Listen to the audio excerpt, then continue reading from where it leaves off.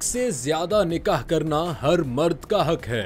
बीवियों को चाहिए कि वो अपने शौहरों को दूसरी शादी करने की तरगीब दें।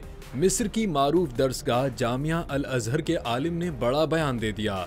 गैर मुल्की मीडिया से गुफ्तगू करते हुए जामिया अल अजहर में तकाबुली फ़िक़्ह के प्रोफेसर डॉक्टर अहमद करीमा ने कहा कि दूसरी शादी करना हर मर्द का हक है और शरई कानून उससे दूसरी शादी का जवाज़ फराहम करने का तकाजा नहीं करता, बल्कि इंसाफ की शर्त पर उसकी इजाज़त देता है।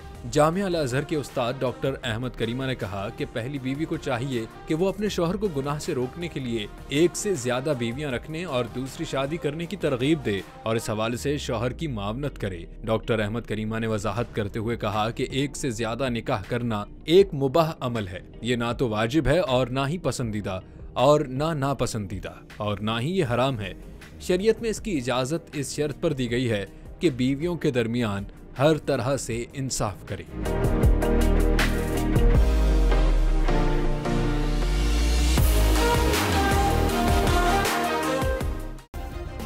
सब्सक्राइब करें और बेल दबाएं ताकि कोई खबर रह न जाए।